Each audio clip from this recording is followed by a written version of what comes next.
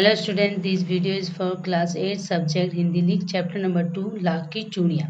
ठीक है, इस चैप्टर के लेखक कौन है? इसके लेखक हैं श्री कामता नाथ। ठीक है, तो इसमें लेखक ने क्या बताया, ये बताया गया जी। सारे गांव में बदलू मुझे सबसे अच्छा आदमी लगता था, क्योंकि वह मुझे सुंदर सुंदर लाख की गोलियां बनाकर देता था।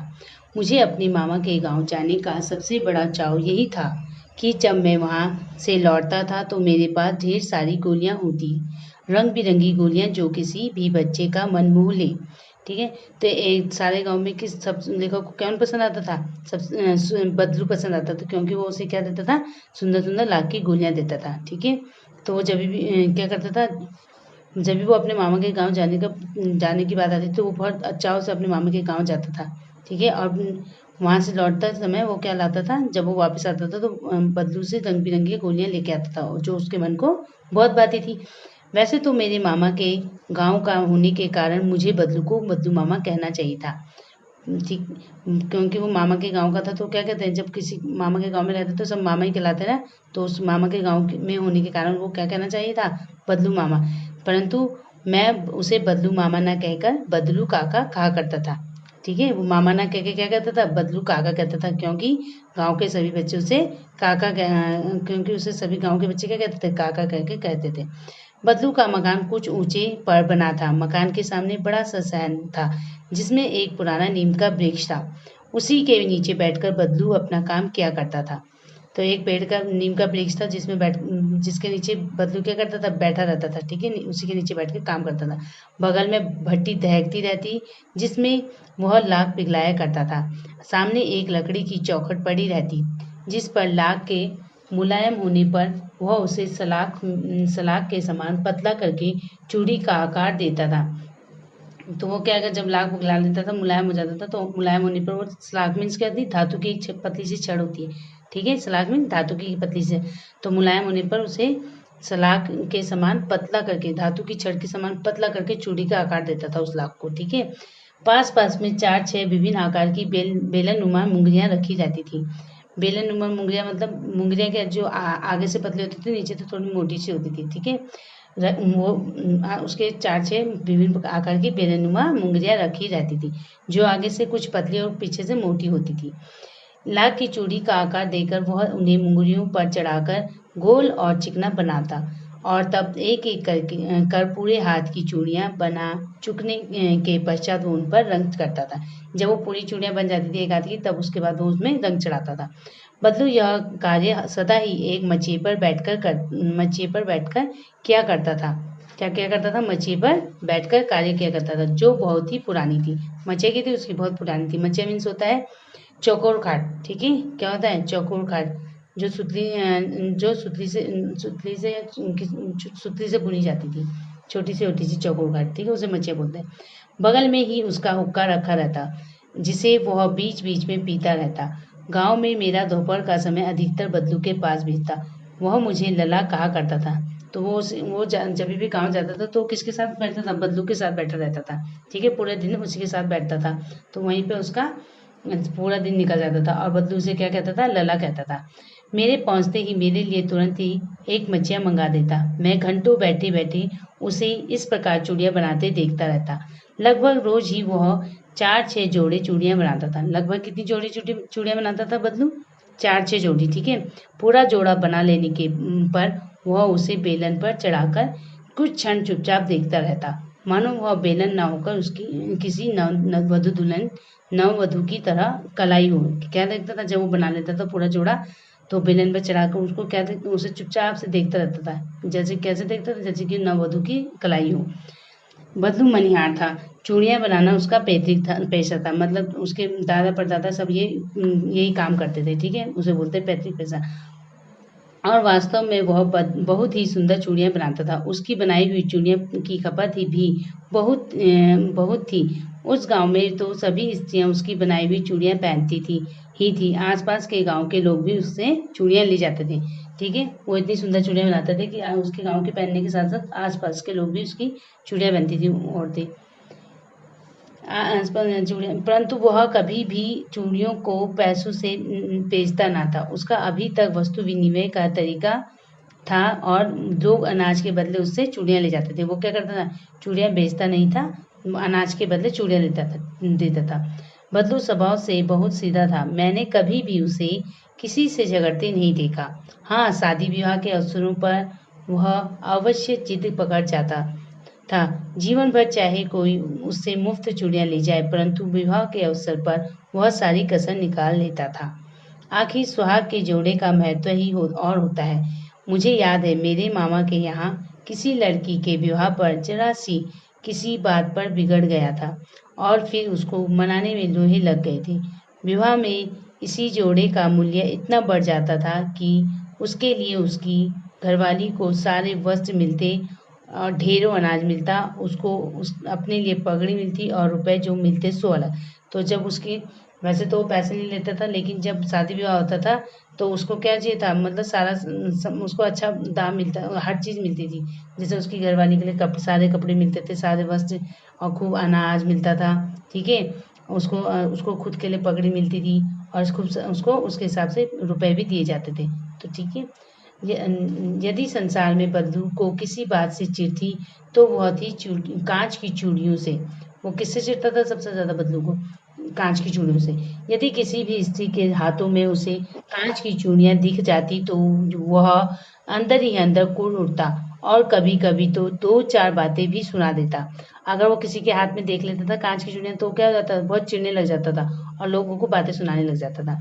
मुझसे तो वह घंटों बातें किया करता। कभी मेरी पढ़ाई के बारे में पूछता तो कभी घर के बारे में और कभी यूं ही शहर के जीवन के बारे में। मैं उससे कहता कि शहर में सब कांच की चूड़ियाँ पहनते हैं। तो मैंने मतलब वो मेरे बारे में, जब मैं उसके साथ घंटों बैठा रहता था तो वो मेरे बारे में पूछता था। ठीक है, कभी वो शहर के बारे में, कभी अब मेरी पढ़ाई के बारे में पूछता था, लेकर बोल रहा है। तो मैंने कहा कि सब शहर में क्या होता है कि कांच, सभी क्या पहनते हैं, कांच की चूड़ियाँ पहनते हैं। शहर की बात तो और लला, उसने उत्तर दिया बद्दू ने कि शहर की बात तो और है लला, वहाँ तो सभी कुछ होता है। औरतें क्या करती है, अपने मर्द का हाथ पकड़कर सड़कों पर घूमती भी है और उनकी कलाइयाँ नाजुक होती है ना, इसलिए वो लाख की चूड़ियाँ नहीं पहन सकती। पहनेंगी तो क्या हो जाएगा, मोच आ जाएगी। कभी कभी बद्दू मेरी अच्छी खासी खातिर भी करता। जिन दिनों उसकी गाय के दूध होता वह सदा के लिए मलाई बचाकर रखता और आम की फसल में तो मैं रोज ही उसके यहाँ से दो चार आम खा आता। जब भी मतलब उसकी दूध की गाय रहती थी तो वो उसको मलाई बचा के रखता था। ठीक है, और जब आम की फसल होती थी तो वो उसको आम खिलाता रहता था। तो जब भी वो जाता था तो वो दो चार आम खा के आता था। परंतु इन सब बातों के अतिरिक्त जिस कारण वह मुझे अच्छा लगता था यह था कि लगभग रोज ही वह मेरे लिए एक दो गोलियां बना देता था। लेकिन क्यों अच्छा मानता था, क्योंकि वो उसके लिए लाके एक दो गोलियां बना के देता था उसे। मैं बहुधा हर गर्मी की छुट्टी में अपने मामा के यहाँ चला जाता और एक आध महीने वहाँ रहकर स्कूल खुलने के समय तक वापस आ जाता। परंतु दो तीन बार ही मैं अपने मामा के यहाँ गया हूँगा। तभी मेरे पिता की एक दूर शहर में बदली हो गई। तो वो अपने मामा के यहाँ कितनी बार गया था, एक दो बार ही गया था। तो कुछ दिनों बाद उसके पिता जब गया तो उसके अगली बार क्या हो गया, उसके पिता की बदली हो गई और एक लंबी अवधि तक मैं अपने मामा के गांव में ना जा सका। लगभग 8-10 वर्षों के बाद जब मैं वहाँ गया तो इतना बड़ा हो चुका था कि लाख की गोलियों में मेरी रुचि नहीं रही। तो जब वो वापस आया लेखक, तो कितना 8-10 साल बाद वो वापस आया तो उसकी क्या हो गई, वो बड़ा हो चुका था ना, तो उसकी लाख की गोलियों में उसका इंटरेस्ट खत्म हो गया था। अतः गांव में होते हुए भी कई दिनों तक मुझे बदलू का ध्यान न आया। इस बीच मैंने देखा कि गांव में लगभग सभी स्त्रियां कांच की चूड़ियां पहने हैं। बिल्ले की हाथों में मैंने लाख की चूड़ियां देखी। तब एक दिन सहसा मुझे बदलू का ध्यान हुआ आया। बात यह हुई कि बरसात में मेरे मामा की छोटी लड़की आंगन में फिसल कर गिर पड़ी और उसके हाथ की कांच की चूड़ी टूटकर उसकी कलाई में घुस गई। उससे खून बहने लगा। मेरे मामा उस समय घर पर ना थे, मुझे ही उसकी मरहम पट्टी करनी पड़ी। ठीक है, तो बदलू को जब उसकी हाथ कांच की चूड़ी टूट के उसके हाथ में घुसी, उसको क्या आया, कांच की चूड़ी से उसको बदलू का ध्यान आया। तभी सहसा मुझे बदलू का ध्यान हो आया और मैंने सोचा कि उससे मिल आऊं। अतः उस शाम को मैं घूमते घूमते उसके घर चला गया। बदलू वहीं चबूतरे पर नीम के नीचे एक खाट पर लेटा था। ठीक है। तो वो उसे याद आया जब उसके मामा की लड़की की चोट लगी तो क्या हो गया, उसे याद आ गई, बदलू की याद आ गई कि वो भी चूड़ी बनाता था ना।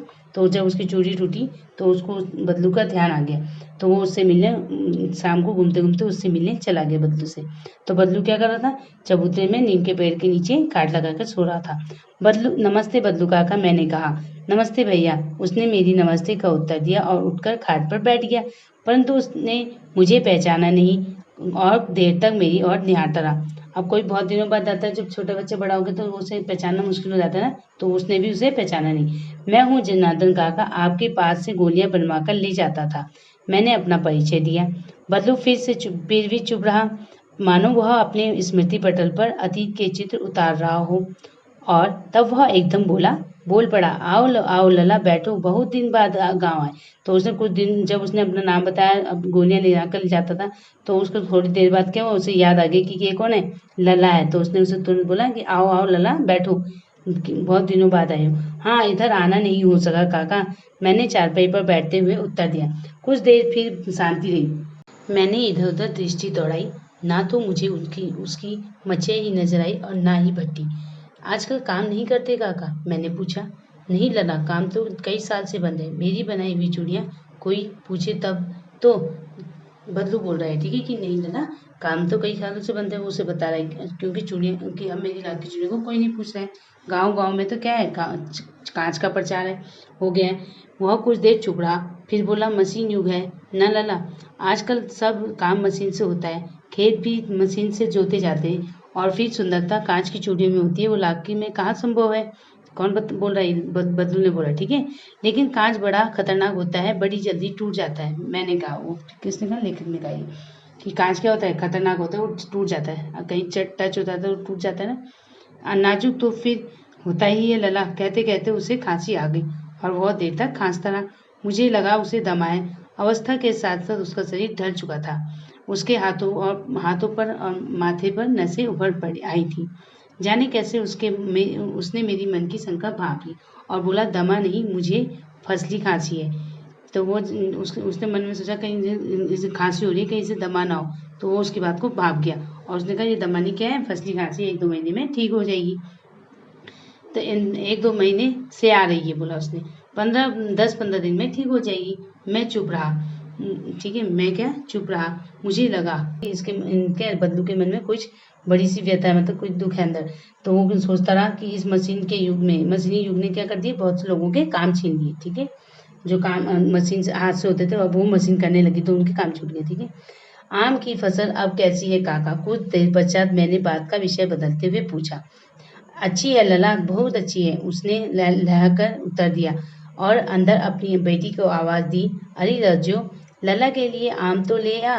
फिर मेरी और मुखातिब होकर बोला, माफ करना लला, तुम्हें आम खिलाना भूल गया था। तो उसने क्या बोला कि आम, जब उसने बात पलटी तो उसने पूछा कि आम की फसल कैसी है काका। तो तभी बदलू को याद आया कि अरे मैं तो इसे आम खिलाना भूल गया। तो उसने अपनी बेटी को आवाज लगाई, रज्जो, आम लेके आ जाओ। तो मेरी और मुखातिब होकर, माफ करना लला, मैं तुम्हें आम खिलाना भूल गया, ये बोला उसने उसको, ठीक है। नहीं नहीं काका, आम तो इस साल बहुत खाए। वाह वाह, बिना आम खिलाए कैसे जाने दूंगा। तो उसने बोला, काका मैंने तो आम बहुत खाए थे इस साल। तो उसने बोला, नहीं नहीं, मैं आम खिला के ही तुम्हें भेजूंगा। मैं चुप हो गया। मुझे वे दिन याद हो आए जब वह मेरे लिए मलाई बचा कर रखता था, ठीक है। तो उसको आम के साथ क्या हो गया, जब वो मलाई बचा के रखता था, वो दिन भी उसे याद आ गया। गाय तो अच्छी है ना काका, मैंने पूछा। गाय कहाँ है लला, 2 साल हुए बेच दी, कहाँ से खिलाता। इतने में रज्जो, उसकी बेटी, अंदर से एक डलिया में ढेर से आम ले आई। तो थोड़ी देर में उसकी लड़की क्या हो गई, खूब सारे आम लेके आ गई उसके लिए। यह तो बहुत है काका, इतने कहाँ खा पाऊंगा, मैंने कहा। वाह वाह, वो हंस पड़ा, शहरी ठहरे ना, मैं तुम्हारी उम्र का था तो इसके चौगुना आम एक भगत में एक भगत में खा जाता था। तो जब उसने बोला कि मैं नहीं खा पाऊंगा, तो वो क्या हुआ, बद्दू हंसने लगा कि तुम शहर के हो ना, तो इसलिए तुम इतने नहीं खा पाओगे। जब मैं तुम्हारी उम्र का था तो क्या करता था, इतना सारे में आम एक समय पर खा लेता था। आप लोगों की बात और है, मैंने उत्तर दिया। अच्छा बेटी, लला को 4-5 आम छाँट कर दो। अब बदलू ने कहा कि अपनी बेटी को कि इसको 4-5 आम छाँट के दे दो, जो सिंदूरी वाले देना, जो मतलब क्या है, इसी साल वो जो पेड़ तैयार हुआ है, ठीक है। देखो लला कैसे हैं, इसी साल यह पेड़ तैयार हुआ है, उसे चखने के लिए दिए उन्होंने। रज्जो ने 4-5 आम अंजुली में लेकर मेरी ओर बढ़ा दिए। आम लेने के लिए मैंने हाथ बढ़ाया तो मेरी निगाह एक क्षण के लिए उसके हाथों पर ठिठक गई। ठीक है, उसके हाथों पर ठिठक गई। गोरी गोरी कलाइयों में लाख की चूड़ियां बहुत ही फब रही थी, क्योंकि उसने क्या पहन रखी थी, उसकी ना लाख की चूड़ियां पहन रखी थी ना, तो वो उसकी लाख की चूड़ियों को देखने लग गया। बदलू ने मेरी दृष्टि देख ली और बोल पड़ा, यही आखिरी जोड़ा बनाया था जमींदार साहब की बेटी के विवाह पर। ठीक है, तो उसने क्या बोला कि ये जमींदार की बेटी की विवाह पर बनाया था। 10 आने पैसे मुझको दे रहे थे, मैंने जोड़ा नहीं दिया, कहा शहर से ले आओ। तो उसने क्या बोला कि ये मैंने किसकी जमींदार की बेटी की शादी में बनाया था ये जोड़ा, तो मुझे कितने पैसे दे रहे थे, 10 आने दे रहे थे, तो मैंने मना कर दिया, मैंने कह दिया कि शहर से ले आओ। मैंने आम लिए और खाकर थोड़ी देर पश्चात चला आया। मुझे प्रसन्नता हुई कि बदलू ने हार कर भी हार नहीं मानी थी। उसका व्यक्तित्व कांच की चूड़ियों जैसा न था कि आसानी से टूट जाए। तो मतलब ऐसा नहीं था कि वो अपनी लाख की चूड़ियों को अभी भी पैसों में नहीं बेचना चाहता था। ठीक है, वो जैसा था पहले से वैसी था, उसने अपनी परिस्थितियों से समझौता नहीं किया था। ठीक है, तो इस चैप्टर में लेखक ने समय की मार और बदलते परिवेश का वर्णन किया है इस चैप्टर में। ठीक है, तो इसी के साथ ये चैप्टर यहीं पे खत्म होता है।